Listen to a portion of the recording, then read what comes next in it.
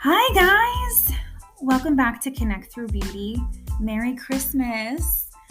Oh my gosh, it's my favorite time of year. I just love this week so much. The salons are just full of energy, like so much amazing energy. Just like standing in the middle of a salon around Christmas time is just amazing. I love it. There's just nothing like it. It's my favorite time of year for sure, but I do want to kind of like touch on something that always weighs on me around this time of year. Not everyone really looks forward to this time, and sometimes it can really weigh on people. So definitely check in on your friends. Make sure they're okay. Make sure everything is good. I always think about that and just make sure all your friends are doing well and in a good mindset, right? So just remember that. And again, Merry Christmas. Enjoy it with your family. I hope that you guys have a fantastic one. This episode is so good. It is with Geno Stampora, and him and I had such a great conversation. I know that you guys will love it. So listen in and enjoy. So many beauty professionals just forget that we have an opportunity to create an experience every 45 minutes, every 30 minutes, every hour. And I think today it's a really great time for us because people are looking to build a lasting, loyal relationship. They want the right person. Yep, We have to come to the realization of COVID. And having been through 3 years of being stuck in the house, having been through all the things that everybody's gone through, people are thinking different and acting different. I think really one of the main reasons that they spend more time in the salon is they want to get out of the house. They want to get away from the stress. And I would always say to my staff that it's so important for us to create an environment where a guest can come in and forget about the world. They can come in and they can live in our world for a little while, and they can get away from the stress and away from all the crap that they have to put up with at home. And they can just play, pretend, have fun, and have the added confidence of knowing they look their best. I mean, I have a lot of friends that when they look at their appointment books, their favorite appointment is, oh my gosh, I have to go to the salon on Thursday. It's going to be so much fun. And they get to see all of us, and we're all dressed differently and have a different look. And there's a lot of creativity that goes on inside a bustling salon, And I think they like that. But I do think that a lot of beauty professionals don't pay enough of attention to how do we create that experience. How do you lock a client in? And you mentioned something great right in the start. You mentioned value. And I think that so many beauty professionals, they don't look at the concept of how do we find a way to not just provide value, but how do we exceed the customer's expectations? And how do we exceed those expectations every day, all day long? And there's a lot of little tricks that I've learned over the years from friends that I have admired, that I've said, you're one of the most consistent hairdressers I know. How do you do that? And one of my friends said, I pretend it's the last client I'm ever going to be with every time I'm with one. And I thought, wow, that's a really great idea, because if you thought about, this could be my very last haircut, you'd certainly be a lot different about it. You know what I mean? Yeah, absolutely. I had another friend up in Boston, and I asked her, and she said, I tried to convince myself that I'm giving people a $500 haircut for $78. And she said, that makes me feel like if it was a $500 haircut, how would you treat your guests, and how would you greet them, and what would you talk to them about? And this is great, because when you and I were talking and you talked about, I want to do something on the customer experience, I thought, I'm probably more skilled and versed in that aspect than anything else I do. And on a personal level, I've learned how to give great customer service because I knew my work wouldn't do it alone. I was never a great hairdresser, So I knew that if it was just going to rely on how much they loved that haircut, I was out. They had to have a different experience in my chair. And I think trying to teach my staff, I learned that they don't get it sometimes, Ashley. They don't realize that it starts with knowing what you're going to wear before you leave for work that day. And does it make you feel good? Do you look like the kind of person that's going to give value? It starts really that easy. Like, do you feel good about yourself right now before you walk into the salon, right? And Absolutely. And when you get to the door before you walk in, you have to shed anything heavy, personal. You have to leave outside the door, because the price you pay is your personal life becomes greater than your business life. Your personal issues become greater than your work issues. And that should never happen, because whenever that happens, it's costing you money. Yeah. I mean, that is just bingo. Yeah. Yeah, absolutely.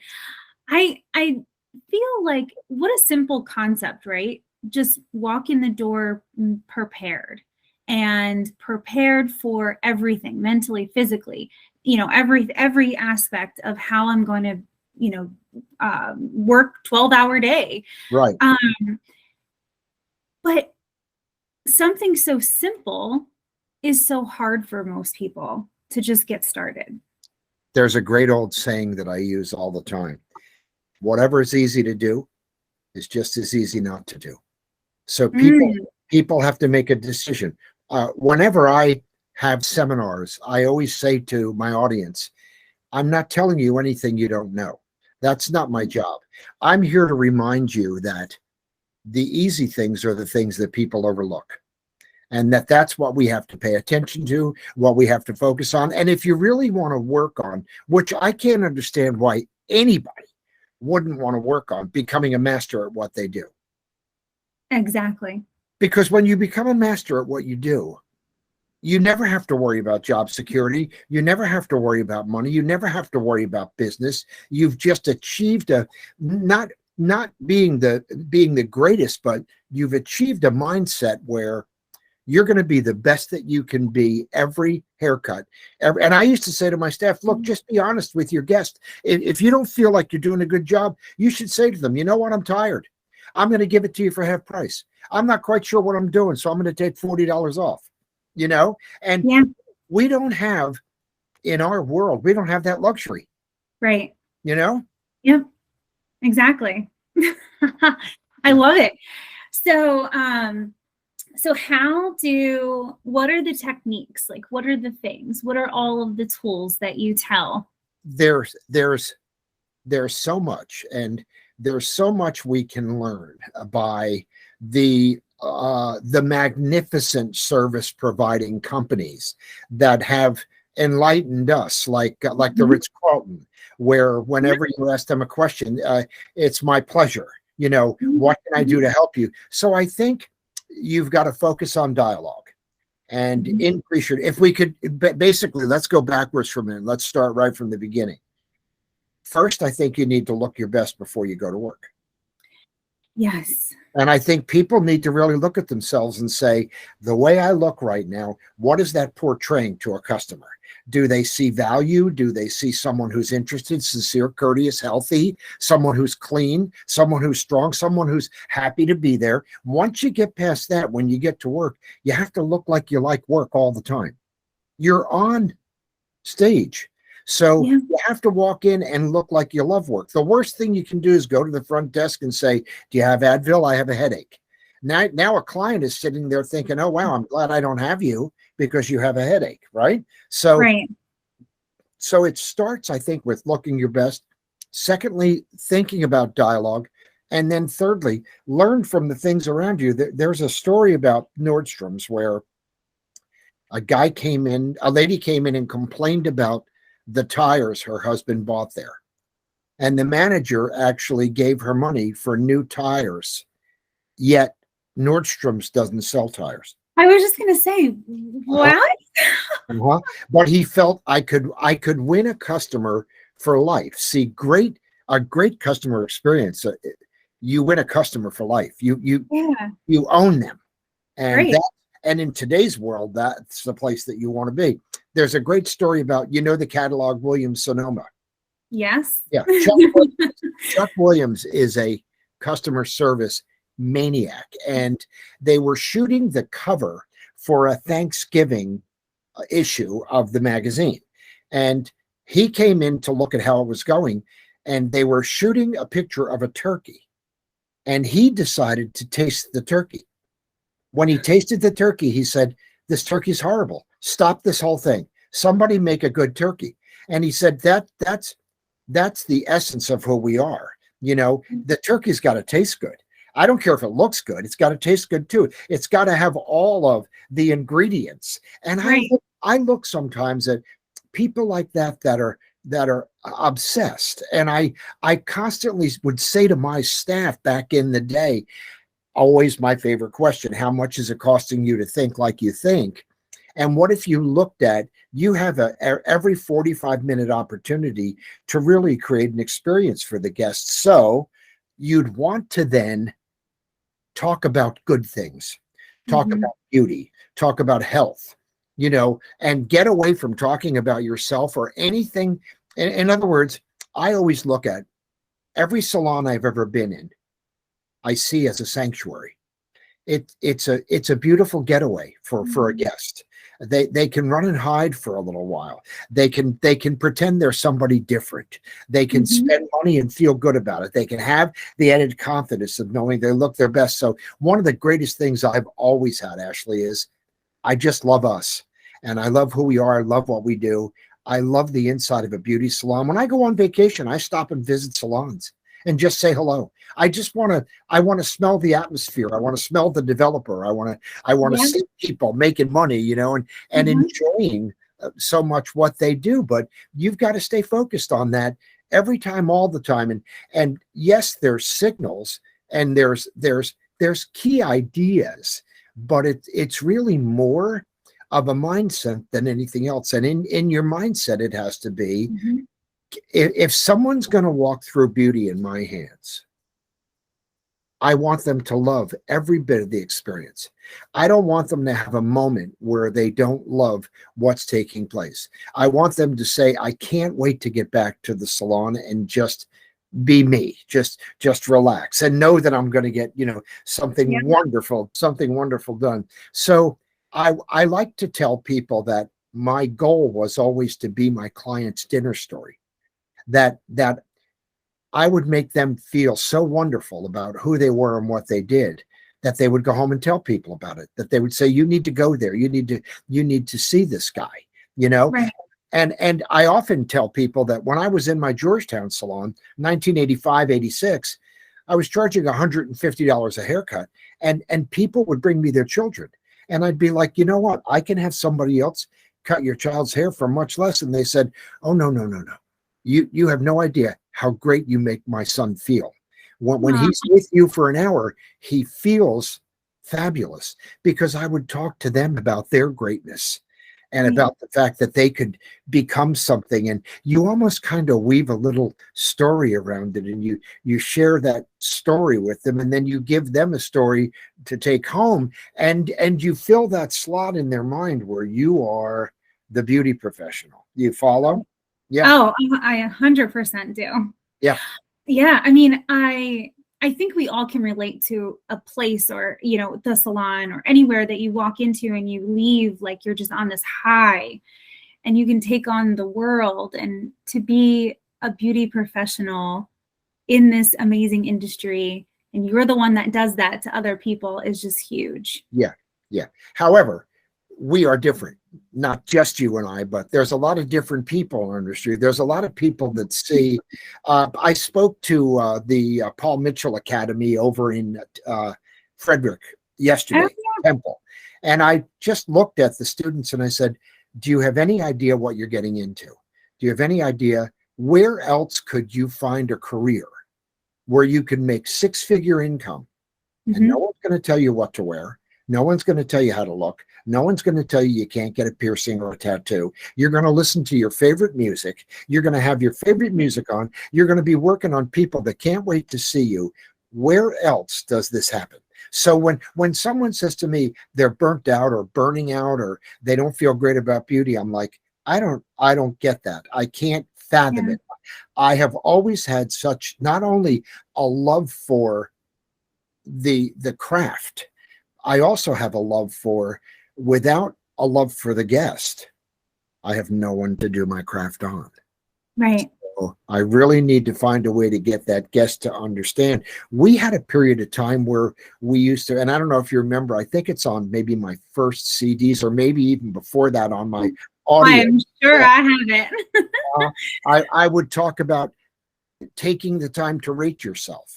Yep. Just to share with yourself, not with a guest. Every time a guest left, you should give yourself a number, say on a 1 to 10 scale, 10 being you gave the best customer service, 1 being you gave the worst. And I think when people do that, they begin to see that if you let a customer leave feeling like a 10, you don't even give them permission to shop.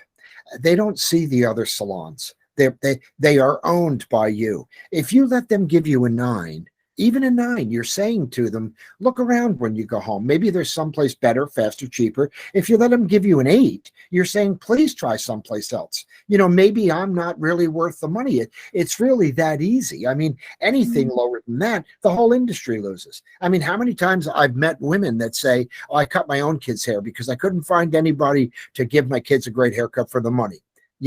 And people don't realize a large percentage of America do get their hair cut at home by somebody in their family that's not a beauty professional. But if you can increase that level of value, if you can make a 13-year-old realize, yes, your mom can cut your hair, but if you came to me, you'd be cool. Yeah. If you came to me, you'd look special. You'd look different. You'd really have that added confidence, right? Yeah, absolutely. Yeah.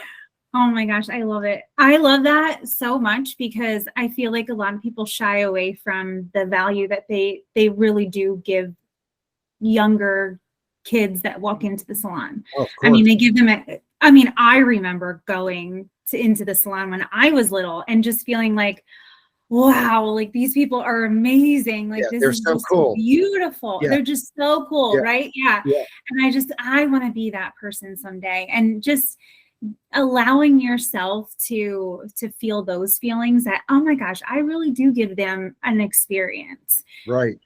You have to hold on to all of those things. Like that's what gets you to your next level. Oh, no doubt.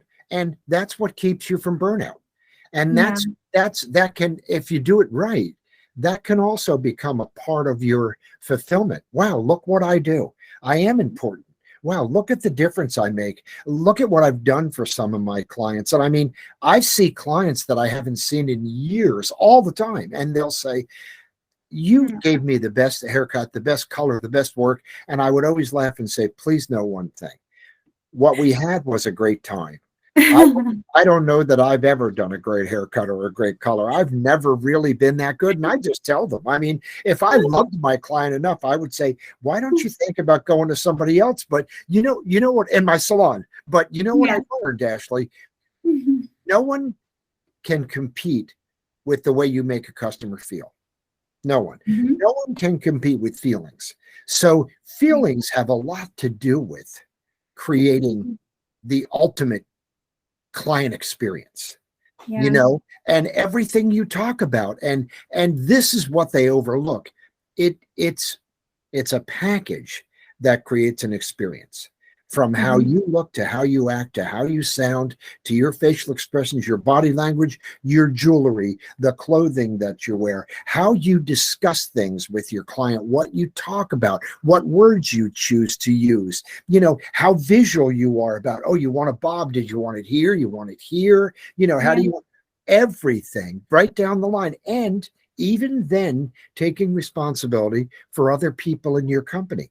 Like if you're great, but your shampoo girl gets somebody soaking wet, it's not a good experience. What I often use as an example, because I think we've all done it.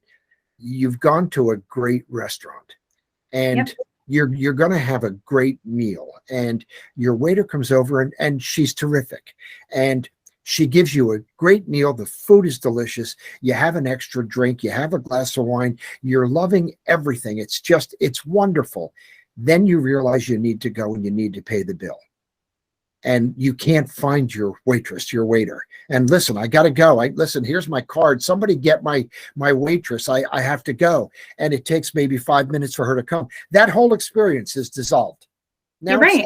it's like, damn it, I had to get out of there, and you weren't there for me. You weren't there for me when I needed you. So I think people don't realize how vulnerable we are. You have to then take responsibility for the cleanliness of your salon, of your station, of all of your tools, your shampoo girl. What are your coworkers talking about? What might your assistant be sharing? Because everything has to do with that, which is why I would always say, whenever someone walks in the door, everyone should turn to them, smile, and say, welcome. Right. It's great to have you. Thanks for coming. Yeah. Yeah. Yeah. Yeah. Yeah. We can chat and talk about all kinds of stuff after. Absolutely. Yeah, right.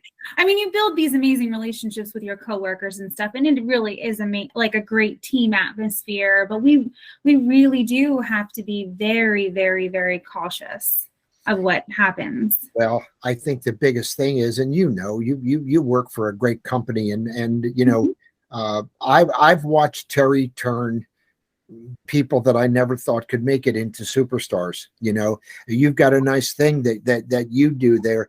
I think that understanding the concept of team and really supporting each other, supporting your coworkers, being a little more conscious of what we share and what we do. And the hardest part is we really have no quality control in beauty. The only quality control you have is right here. It's you. I'm going to get behind the chair. And I think shared with you before, but I share with everyone when I speak that I give 100%. And often I'll say to them, and you probably feel the same way, but what might differentiate you and I is I give 100% of the time. Nothing can get in the way of you and your mission. I mean, we were talking about getting together today at 1:00. I actually left my folder of all the things I wanted to talk about today with you at the Paul Mitchell School in Frederick, Maryland. Oh, no.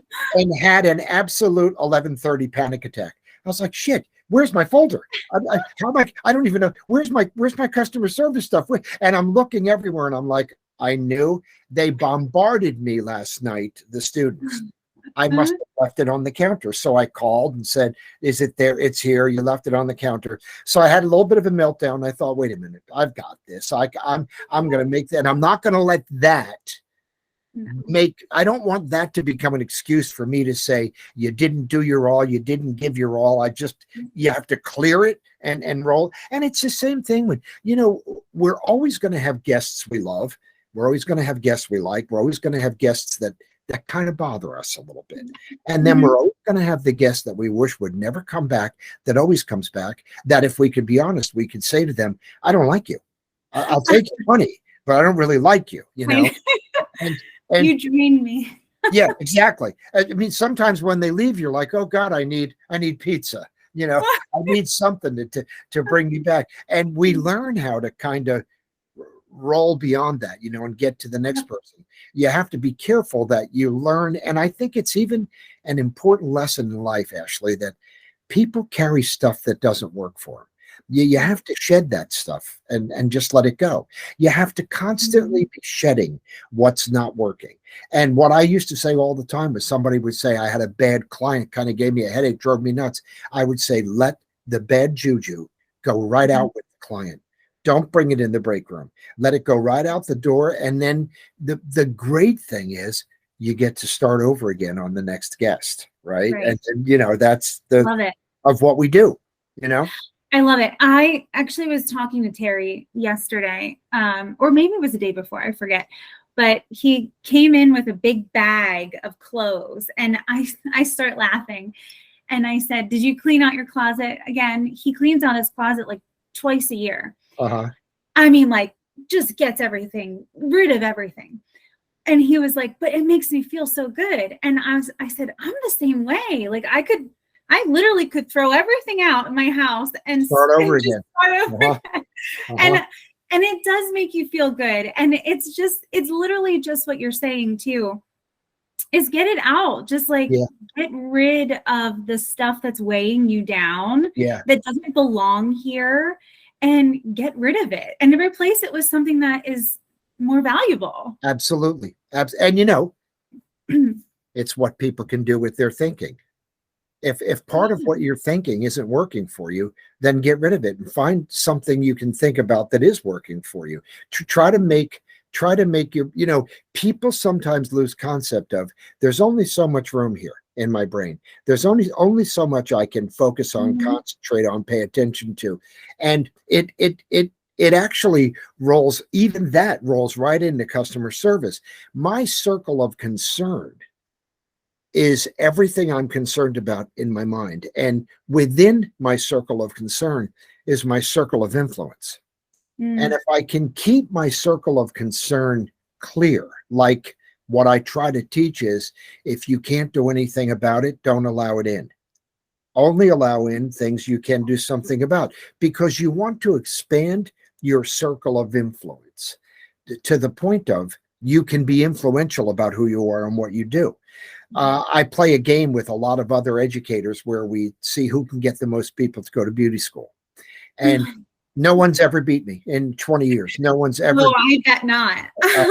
Well, you know what? It's because not only do I love us and I love what we do, and I look at me and think, God, if I hadn't fallen into beauty school, where would I be? But I also think that I keep a high level of passion for what we do, and I do think it's the greatest place in the world. And I think Oh, if you have passion and knowledge, it's easy to pass that on to somebody and say to them, have you ever thought about beauty school for a future? You know, have you ever thought about getting involved in the beauty industry? And I think that when you had mentioned the idea of customer experience, customer service, creating that that experience, it made me think of one of my friends who used to teach a class called the 5x5, and he would talk about your station, that 5 foot by 5 foot. That's your area, and when they get there, it's got to look a certain way and smell a certain way and feel a certain way. And you've got to instill those feelings upon them. You've got to instill the feeling of confidence and the feeling of you're in great hands. And the feeling of, one of the things I always share is I would always say to my guests, you matter to me and your mm. look matters to me. I needed them to know, and it's really what I'm going to talk a lot about in the coming year of shows. And Wow. well, you know what's happening? We're all trying to get mentally smarter. Yeah. And everybody's reading and studying and going on YouTube and going online. And Yep. yes, that's important. But where's the heart? Yeah. You know, where is your Mhm. heart? Put your heart to work. Your heart will never steer you wrong. Put your heart at that station and realize when you're working on somebody that maybe you don't care for, this is the most important moment to them. How do we make them feel special? How do we learn to love them? And I just told her actually a great story that kind of fits in, but um, we get a limousine occasionally and we take it into Washington, D.C. and we celebrate and party and drink, and then we take the limo back out. We don't do it much anymore, but we used to do it all the time. And I used to get a limo a lot. When I'd get a limousine, I would always invite my neighbor's kids. Who wants to go for a ride? And I would take all the kids for a ride in a limo. Well, oddly enough, now here's 6, 7, 8, 9, 10-year-olds. Where do you want to go? Ride past the playground and roll down all the windows. And they want to wave to all their friends. I'm in a limo. I mean, on the way back, I would say to them, now, which house do you live in? And how do your parents like us? And one girl said, my dad thinks you're weird.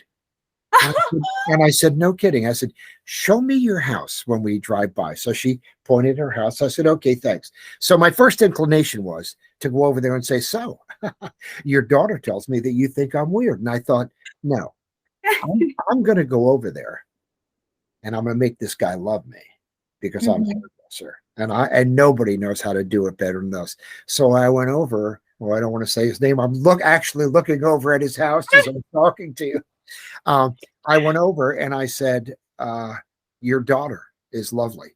I wanted to come over and introduce myself. We've never really formally met, but Oh, I had your daughter in the limo, and she was lovely. She was wonderful. She spoke very highly of you and your wife. And I also wanted to say that, I love your house and your yard. And you do a great job here. You kind of keep it like I keep mine.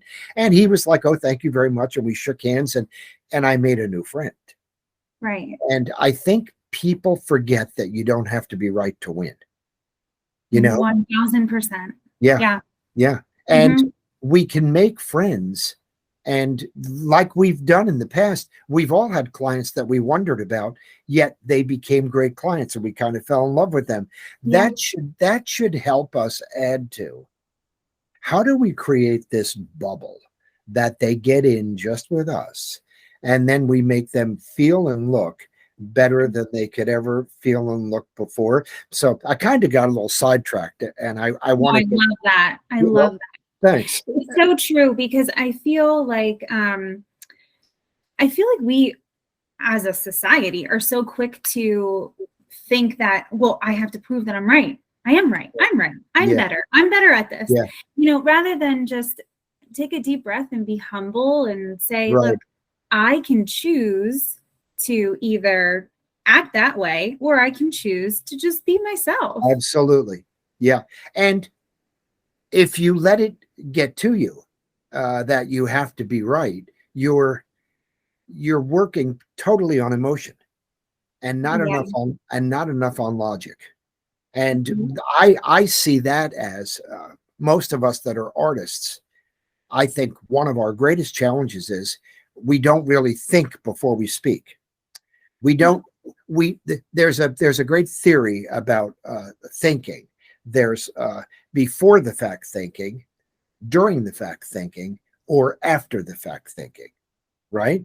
Yep. We are none of the three. Most artists don't think at all. They just do.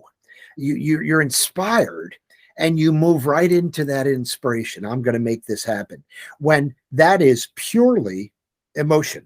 And Yep. what we have to learn how to do is mix some logic in. Is this a good idea?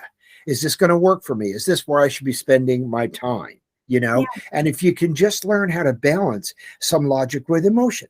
And what we do a lot of time, and I mean, every beauty professional I know will laugh when I say, how many times have you actually found yourself lying to a guest, and you saying to you, you're lying, and you're Yeah. saying back to you, you got to go with it. You got to go with the lie. Just keep it going. Or you'll say something, and then you'll say to you, oh my God, what are you talking about?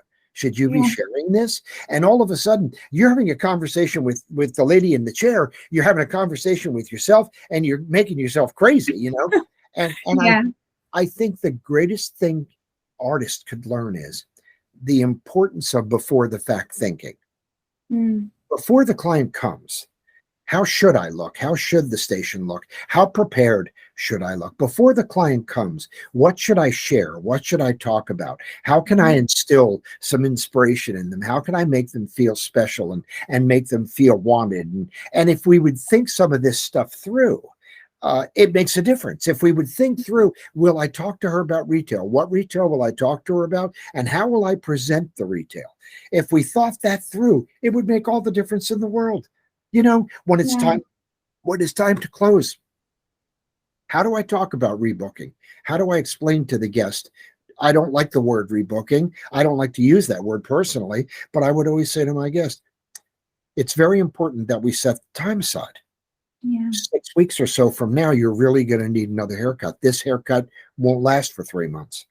So let's get you on my schedule right now so that there's not an issue. Now, I used to say and do that, Ashley, when I had 3 clients on the book for the day. Right. Once I had 15 or 18 clients, it got a whole lot harder. Yeah. And then you really had to make sure that you did it. Yeah. I hope So that they're booked out for the year, probably. absolutely. Yes. Absolutely. Oh my goodness. So, how important do you think it is for, and I kind of already know this answer, but a beauty professional to be in that environment as a client? Major important, because we are asked to sell what most of the time we don't buy. Because usually you're going to get, like I've talked about, even with you guys, we get our work done for free. Mm-hmm. We don't quite see the value that a customer sees because we get our work done for free. We buy products at a discount that Right. we personally believe are even too expensive at a discount. How will you ever talk to a guest about that to sell it to them and get them to understand it's really worth the money, that there's a high level of value there, that there's a high level of value in everything? So I think one of the greatest things a stylist could do is go get their hair done and pay for it, and see the difference of a $30, $40, $80, $100 haircut, and see what it's like when you go to certain places, and what it's like to pay for it, and what it's like to pay for something you don't even know if you love or not. It's almost like when I was a waiter, the first place I ever worked, my boss wanted to take us to the best restaurants, because in a pizza place, customer service is just give me the pizza, give me some plates and let's get moving. But if you dine at a fine French restaurant, or you actually dine where they understand fine dining, you learn customer service. Absolutely. You learn communication. You learn how to create an experience. And one of the things I talk about all the time is, with the right words, the right dialogue, with the right environment, you can take a customer way past money. Money doesn't even matter. You can take money out of the equation if you're totally prepared and have the best customer experience. It's not about money. And everybody knows, we've all gone someplace to eat and looked at the menu and said, oh my God, this place is expensive. Yeah. But 2 hours later, you're like, wow, that was worth it, wasn't it? That was wonderful. Great food, great service. And I felt like somebody. They made me feel like somebody important, Yeah, absolutely. I feel like that is so important, and definitely puts in perspective, what your clients go through. Right.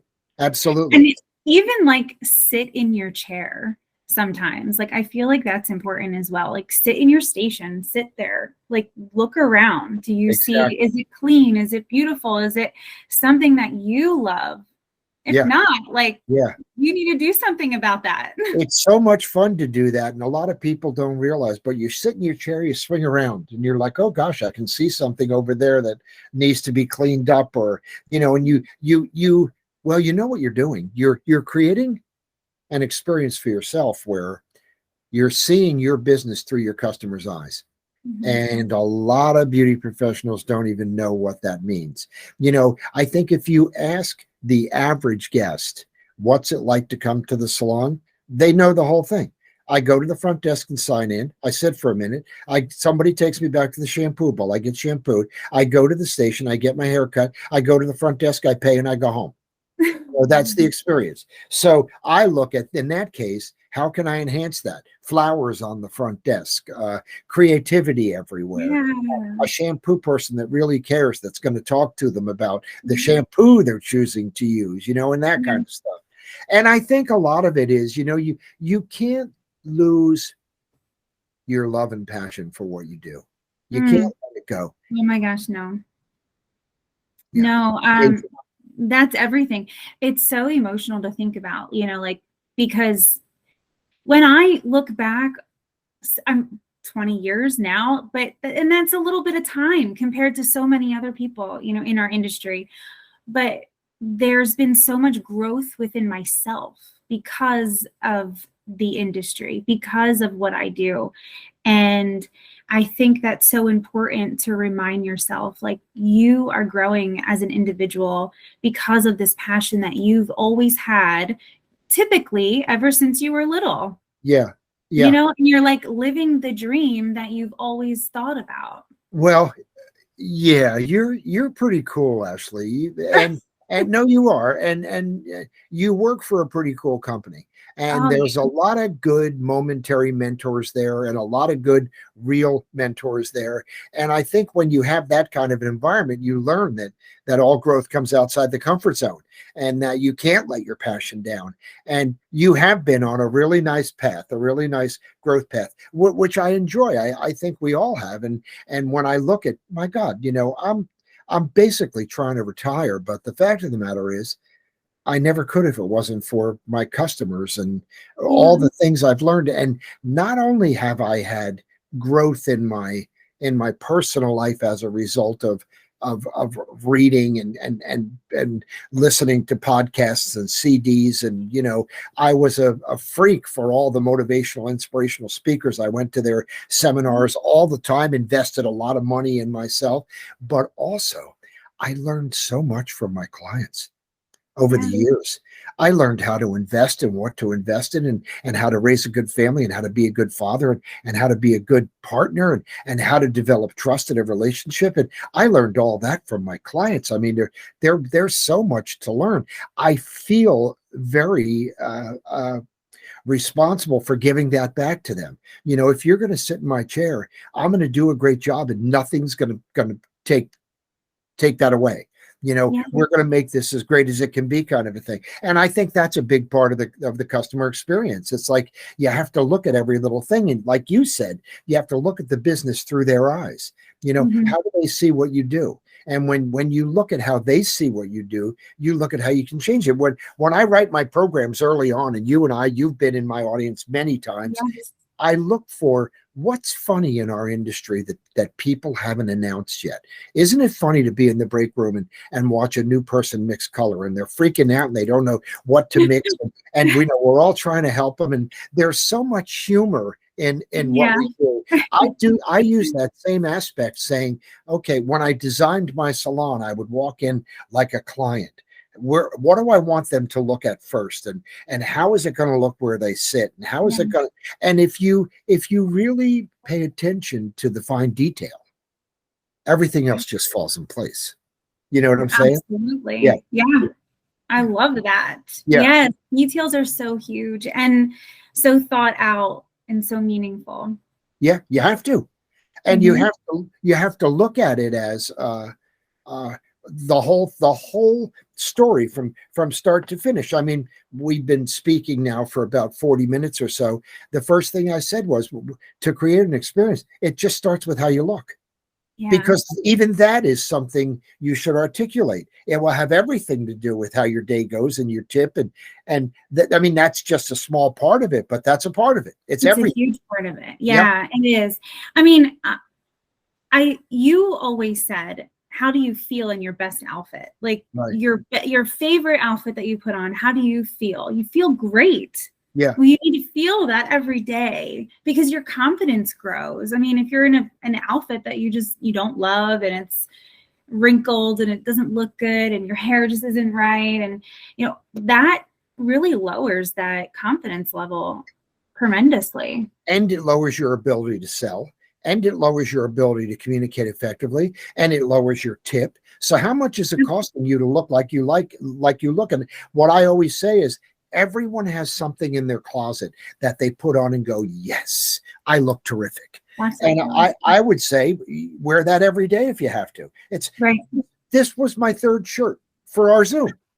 I had a shirt on this morning, and I caught myself in the mirror and said, "No, that shirt's not going to work, because I'm in my off. I'm in, and I have my curtains. I had like a floral shirt on. I was like, shoot, it's going to look like a bouncing head on the. So I tried another one on, and then I will. I put Zoom on and looked and said, nope, that's not that that's the most important thing, but it's It important. matters. It's important to our viewers. It's important to me. I want to be aesthetically pleasing, and I think you know what a lot of people do, Ashley. They overlook the simple things that they can do that could Mhm. make a drastic difference in their careers, and they try to search for the big things. Yeah, I totally agree. That's where I think I want you to totally dive into that. Like, I know we only have a little bit more time. Yeah. So what do you think are the top 3 easiest things that people can start doing today to just start feeling more confident, and you start your day today doing these 3 things, you're going to be you're going to see your whole career grow. I love it. I love it. What a beautiful place to go. I think, first of all, take responsibility for how you look and take it much more seriously. Don't just try to look cool, or don't just try to look. Have a full-length mirror. And when you look in the mirror, say, is this how I want to be received? Because everything can and will send a message. Your clothing, your jewelry, your hair, everything sends a message, not only to your guests, but to the world. So how do you want to be perceived by others? That's how you want to look. And if you want to make more money, dress up to the kind of money you'd like to make.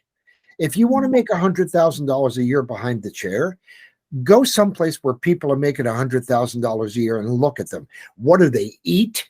What do they drink? What are they music they listen to? How are they dressed? And really take responsibility for your clothing. And what a difference that makes in your jewelry, because it's not just something that makes a difference outwardly. I mean, like we just talked about, how different are you when you know you're cool, when you know you got it, right? Right. I think the second thing would be to really practice engaging in thinking before you speak.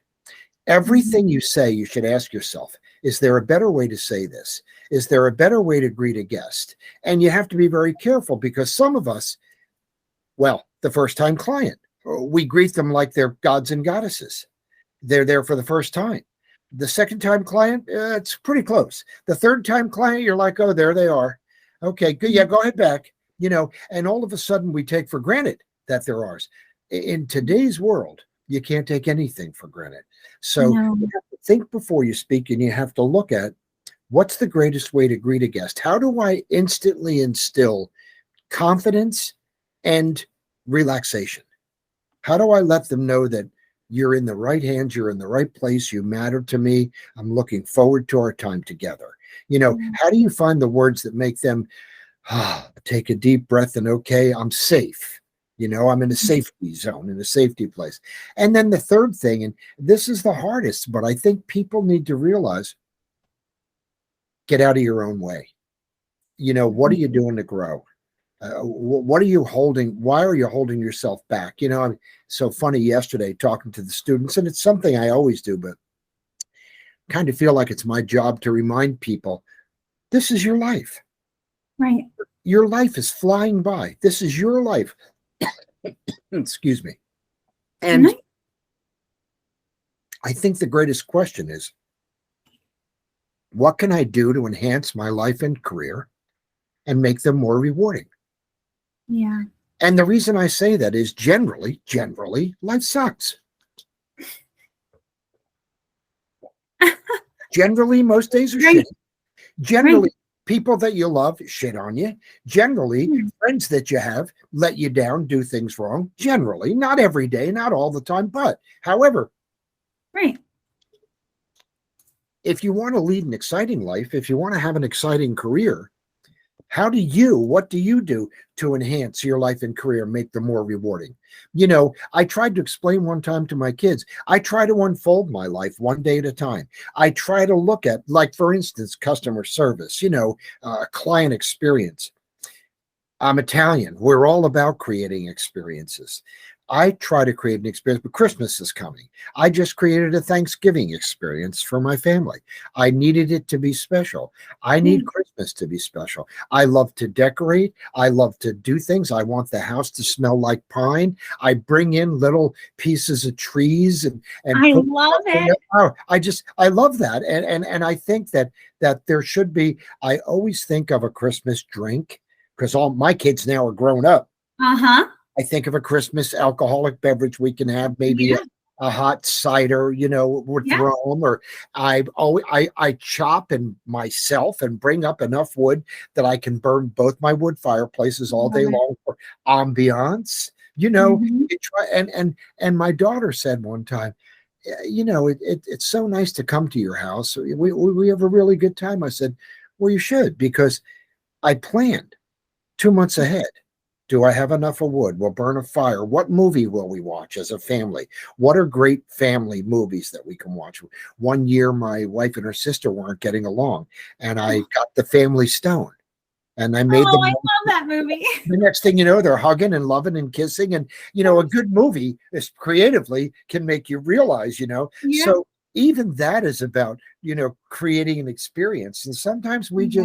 we overlook all that, and we almost take for granted, well, the client's going to like their haircut, so they're going to like me, so they're going to come back, Yeah. and it doesn't really work that way. No, you're So absolutely right.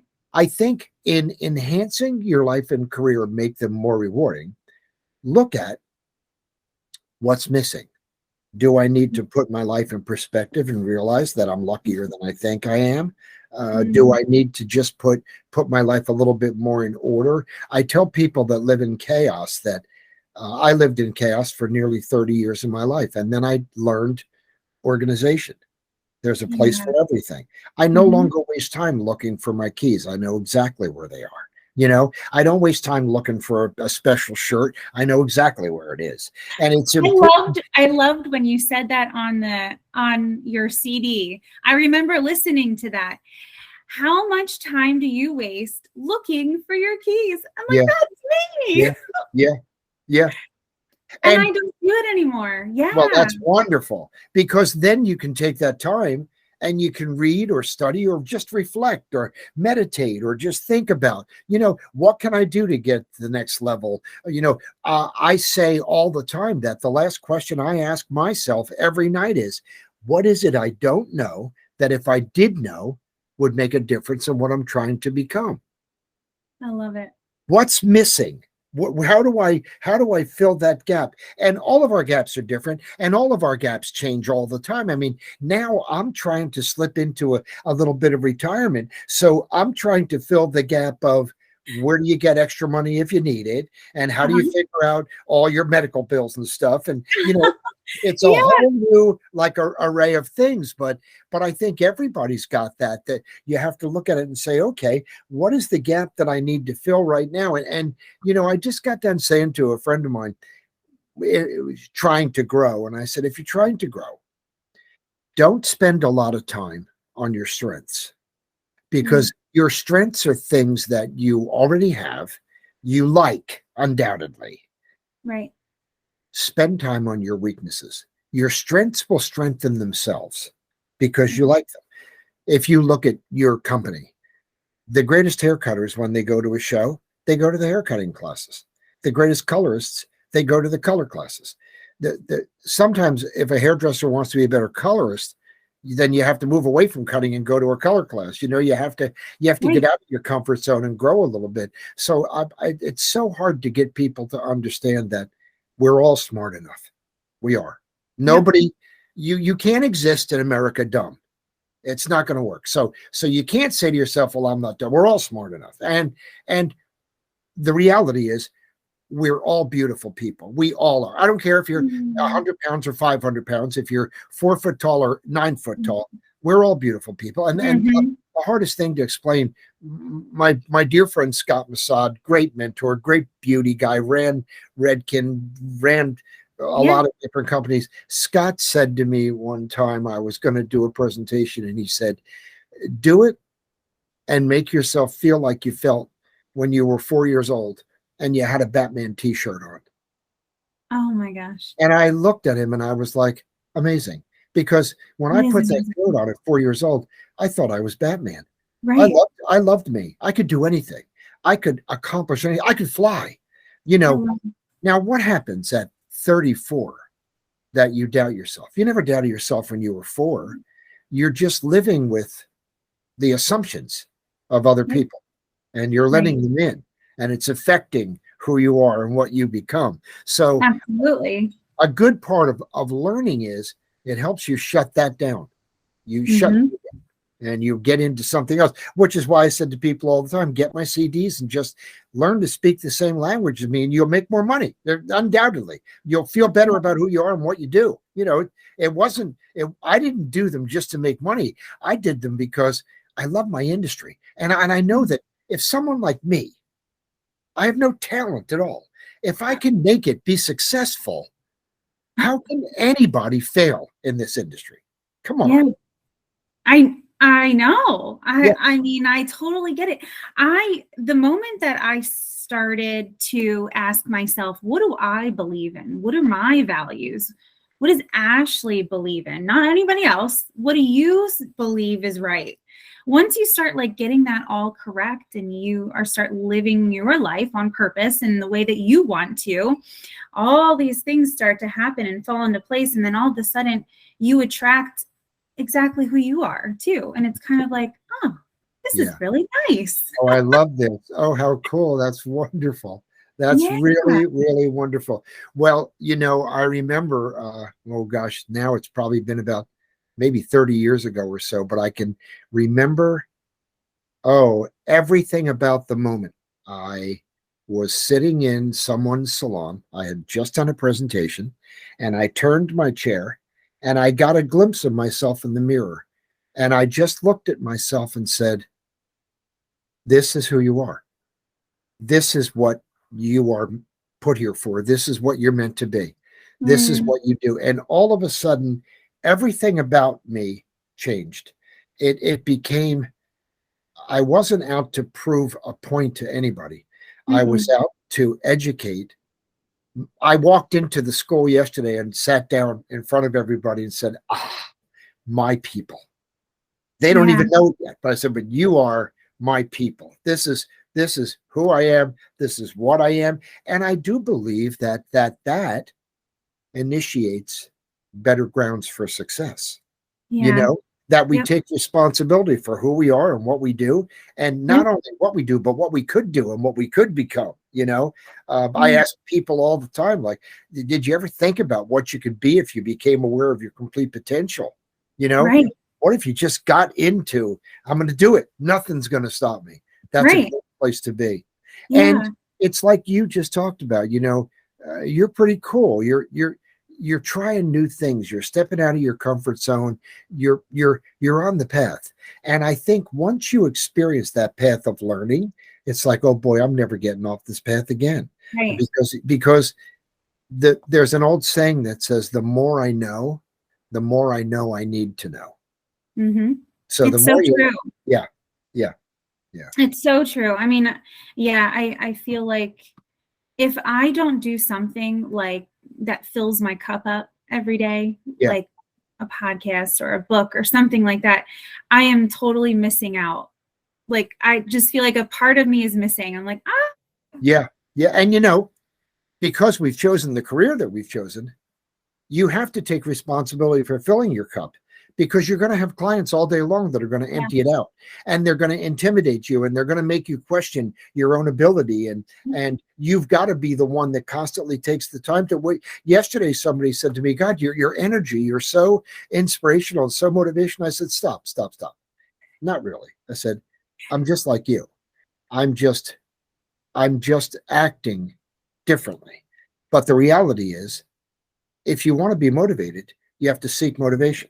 If you want to be inspired, you have to seek. I seek inspiration every day of my life, in crazy ways. I mean, I just watched the Christmas Story, the remake of the Christmas Story, where I didn't see this. Oh God, it's awesome. All the kids in the Christmas Story are adults in this movie. Oh my gosh, my husband will love that. Oh, it's awesome. It's on, I think it's HBO Max. Okay. The Christmas Story. And you know what they just did? Have you ever seen Love Actually? Yeah. Love Actually is another great Christmas. I watch every year. I have about 25 movies I watch every Christmas. Oh, me too. Love Actually. My husband, I think every year I start decorating for Christmas earlier and earlier. Me too. And he's like, really? We're doing this now? I'm like, yeah. And we're going to put all the movies on. And he's like, I'll be right back. No, you know why? Before you know it, it's over. Let's try to get 2 months out of it. Right? I mean, it goes so fast. The movie Love Actually, I don't know if you can still find it, but a couple nights ago, Diane Sawyer interviewed everybody. It's been 20 years. Oh, So wow. she did a 20-year interview with the entire staff. And that was a great movie. There's a lot of great. So what I do is I look for a tidbit in a movie. Where I get some inspiration. I look for it in a book. Where, oh boy, our time's up. I gotta go. I have something else coming up in a few minutes. I do too, and it's okay. Yeah. Yeah. But I love this, and we're gonna do this again. You know what? You're wonderful, and it's my pleasure. Just let me know whenever you're ready, and yeah, we'll come up with something good. There's a lot to share. Okay. This is a really nice podcast. Yeah, a this lot of was people, awesome. yeah, people are going to get a lot out of this, and I hope we answered the customer experience for everybody. I hope they get it. You definitely did. You 1000% did. Thank you so much, and enjoy your Christmas with your family. You do the same, Ashley. Merry Christmas to you and your family. Please give my best to everybody at the company. I will. And let them know I wish them all the best. And I'll talk to you soon. Thank you. Bye. See you. Bye.